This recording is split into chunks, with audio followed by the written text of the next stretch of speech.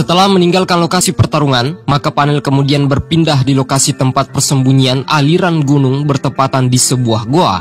Shoishan menatap Shoyan dengan pucat sembari berkata, "Sudah kurang dari setahun, kau benar-benar mampu menerobos ranah Dosong. Dengan kekuatanmu, apakah kau sudah menyelesaikan permasalahan terkait dengan titik racun yang berada di tubuhmu?" Shoyan berkata, "Sekarang bukan waktu untuk memikirkan hal itu. Yang terpenting adalah bagaimana kondisimu sekarang." Shoishan menjawab, "Aku baik-baik saja, hanya saja tubuhku cukup lemah, karena itulah dia membutuhkan istirahat yang cukup panjang dalam jangka waktu tertentu." Shoyan yang melihatnya tentu saja tidak bisa mengatakan itu adalah hal yang baik-baik saja. Segera dia meraih tangan sahabatnya menyentuh pembuluh nadinya. Seutas kekuatan spiritual masuk untuk mendeteksi apa yang telah terjadi di dalam tubuhnya. Ternyata sangat mengerikan, luka yang dialaminya cukuplah parah. Terlebih lagi kekuatan Sun Es yang ditempatkan oleh para bajingan sebelumnya terdapat di sana. Shoyan lantas bertanya, "Bahwa Xinlan, apakah kau punya informasi tentang kekuatan Sun yang berasal dari lembah es?" Xinlan menjawab, "Berdasarkan apa yang ku tahu, kekuatan itu merupakan doki unik yang dimiliki oleh lembah mereka. Selain itu, hanya beberapa ahli Dosong di kalangan mereka yang bisa membentuk serta mengeluarkannya. Kekuatannya memang cukup merepotkan serta berbahaya.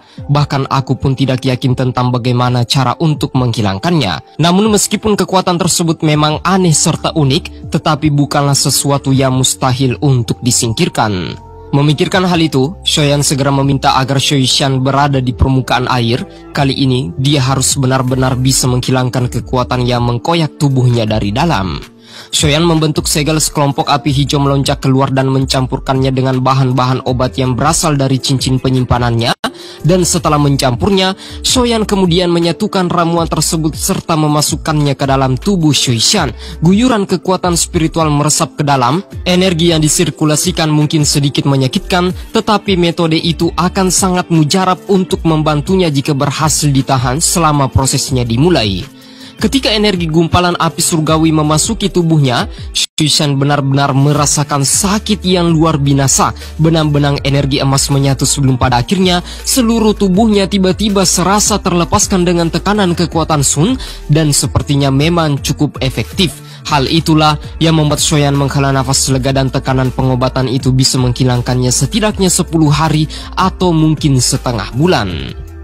Selepas menekannya beberapa saat, Shoyan kemudian meminta kepada Xinlan bahwa, "Tinggalkanlah aliran dewa jatuh ini dan bantulah aku mengumpulkan semua bahan obat yang dibutuhkan," sembari memberikan sebuah lembaran kertas putih. Membaca isi ramuan itu, Xinlan berkata, "Kakak Shoyan, yakinlah, jika aku gagal mengumpulkan semuanya, maka aku akan segera kembali ke klan dan mengambilnya untukmu." Shoyan mengangguk sembari menjentikan jarinya mengeluarkan boneka iblis bumi dan mengatakan, "Berangkatlah, boneka ini akan melindungimu selama perjalanan."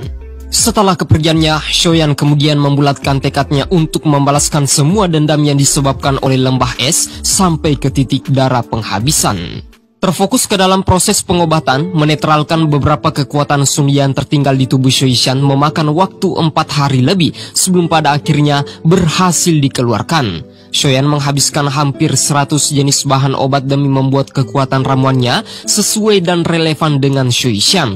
Karena kekuatan Sun telah dihilangkan, maka cedera yang kau alami dari dalam sudah terbebaskan, hanya tersisa sebagian luka kecil saja. Karena itulah aku memiliki kepercayaan diri untuk membantumu pulih dengan cepat. Setelah itu, beralih ke topik lain, Shoyan bertanya, "Bagaimana kabar tentang tubuh racunmu?" Shoishan menjawab, baik-baik saja, namun aku hanya memiliki 2 hingga 3 bulan sampai benar-benar meledak total."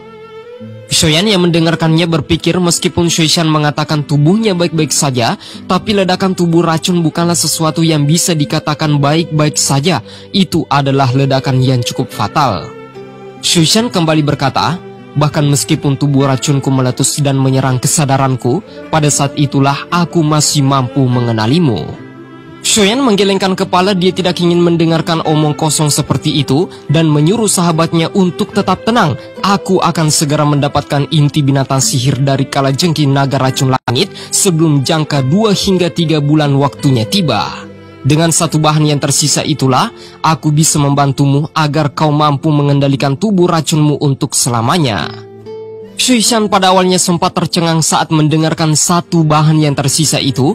Lantas dia mengatakan kepada Shoyan, jika inti binatang sihir kalajengking naga racun langit yang kau cari, maka mungkin kita akan segera menemukannya di aliran dewa jatuh ini. Shoyan ikut kaget sembari bertanya, di peringkat berapakah yang kau sebutkan? Shuishan menjawab, berada di peringkat ke-7. Menurut dugaanku, dia sudah mampu berubah menjadi bentuk manusia. Shoyan bertanya heran, kau sudah melihatnya? Di mana?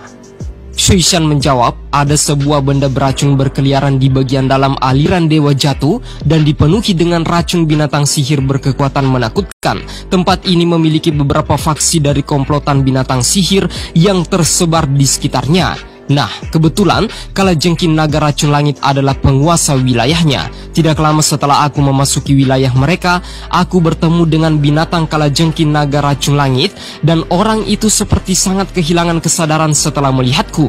Bahkan dia berulang kali melolong meraung dan ingin sekali menganggapku menjadi wanitanya. Tetapi saat itu aku tidak mampu melakukan apapun dikarenakan luka parah yang kualami. Yang bisa kulakukan hanyalah memikirkan cara untuk melarikan diri. Shoyan yang mendengarkan informasi itu cukup tercengang sembari tertawa. Sepertinya pesonamu terlalu berlebihan, bahkan binatang sihir pun sangat tertarik padamu, sampai-sampai dia ingin menangkapmu untuk menjadikanmu sebagai istrinya. Anjas. Shuishan melanjutkan, aku belum pernah bertukar pukulan dengannya, namun sepertinya kekuatannya jauh lebih besar dibandingkan dengan para tetua lembah es yang kau kalahkan. Berdasarkan tebakanku, dia sudah mencapai ranah Dosong bintang 8.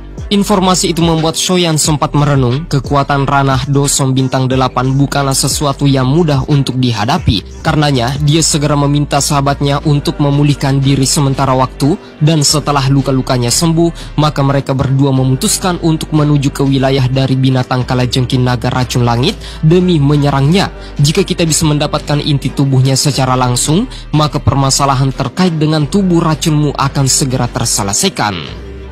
Setelah itu Shoyan kemudian merenung dan dia bertanya-tanya, entah di level manakah sahabatnya berada setelah berhasil mengendalikan tubuh racunnya. Mungkinkah dia juga akan menerobos ranah Dosun? Jika demikian, maka Shoyan makin memiliki kepercayaan diri untuk menyelamatkan guru serta ayahnya, dikarenakan dengan bantuan dua Dosun yang berada di sisinya tampaknya cukup menjanjikan.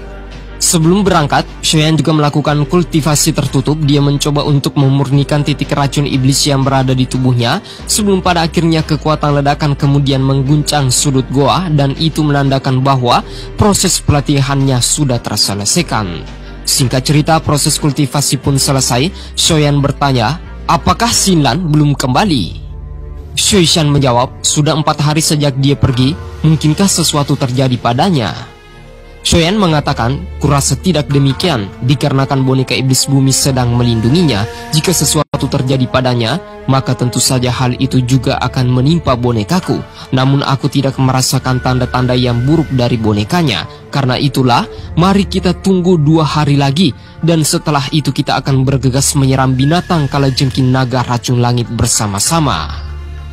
Singkatnya, setelah tiba pada harinya, Xinlan akhirnya kembali dan dia tampaknya cukup panik sembari memberikan informasi dengan buru-buru kepada Shoyan bahwa banyak hal yang terjadi. Salah satunya adalah kau dan Shuishan sedang menjadi tempat pelampiasan dari lembah sungai es. Mereka mencari kalian, sampai-sampai mengirim seorang ahli puncak kelas Dosong mereka untuk bergegas ke wilayah aliran dewa jatuh ini.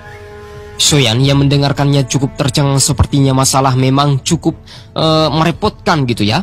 Karenanya dia berpesan agar segera mempercepat perjalanan dan kita harus segera menyelesaikan kalajengking naga racun langit sebelum mereka menemukan kita. Di sisi lain, semuanya akan baik-baik saja setelah aku membantu Tianhua Sunxi untuk memurnikan tubuh fisiknya.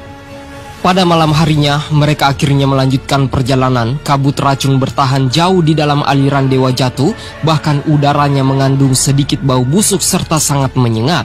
Shoyan, Shuishan, serta Xinlan akhirnya tiba di markas besar kalajengking, dan dia bertanya bahwa di manakah letak posisinya berada. Shuishan menjadi pemandu jalan dan dia mampu mencium aroma racun di tubuh orang tersebut tidak jauh dari jarak mereka berpijak. Sebelum memasuki area yang paling berbahaya, Shoyan lantas menyarankan kepada Xinlan untuk menjaga jarak dan lebih baik bersembunyi untuk sementara waktu, serta jangan pernah terlibat apapun di dalamnya. Sebelum itu, panel kemudian terfokus di tempat lain. Diperlihatkan pada saat ini, ada 4 sosok penetua yang berasal dari lembah es sedang berdiri di jalan masuk aliran Dewa Jatuh. Tianxi segera membentuk cermin dan menampilkan sebuah gambaran yang akan menjadi target balas dendam mereka, yaitu wajah Shoyan, Shuishan, boneka wayang, dan Tian Huo Sunsi. Mereka adalah sosok orang yang tersisa yang berhasil menghabisi anggota lembah kami. Tidak disangka si wanita racun memiliki bala bantuan luar seperti itu. Namun beberapa orang tersebut sangatlah asing bagiku. Tampaknya mereka adalah anggota yang berasal dari luar daerah Pil. Tianxi kemudian memimpin anggotanya untuk segera bergegas melakukan pencarian dan ingin memberikan paham kepada Shoyan bahwa sejatinya kekuatan lembah es tidak boleh ditantang oleh siapapun. Kembali berpindah di lokasi Shoyan, mereka akhirnya tiba di sebuah benteng batu gelap yang dipenuhi dengan beberapa kalajengking kecil beracun. Shuishan mengatakan bahwa firasatku berkata, dia telah merasakan hawa kehadiran kita, dikarenakan si kalajengking naga racun langit memiliki kepekaan terhadap sebuah tubuh racun. Tepat setelah mengatakan itu, sebuah raungan menggetarkan jiwa terpancar dari arah depan. Badai merah bercampur hitam pekat terkontaminasi. Suara tawa samar terdengar mengatakan bahwa wanita cantik, tidak disangka kau malah mengantarkan dirimu sendiri untuk mencariku. Dalam hal ini patuhlah serta tinggallah untuk menjadi wanitaku. Raja ini sangat menginginkan tubuh racun demi melahirkan keturunan sempurna dan yang paling murni.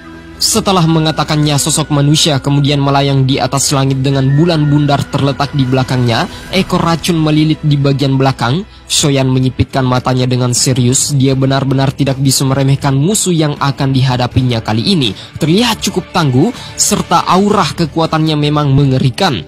Namun apapun yang terjadi, inti binatang sihir serta esensi darahnya akan menjadi milik kita.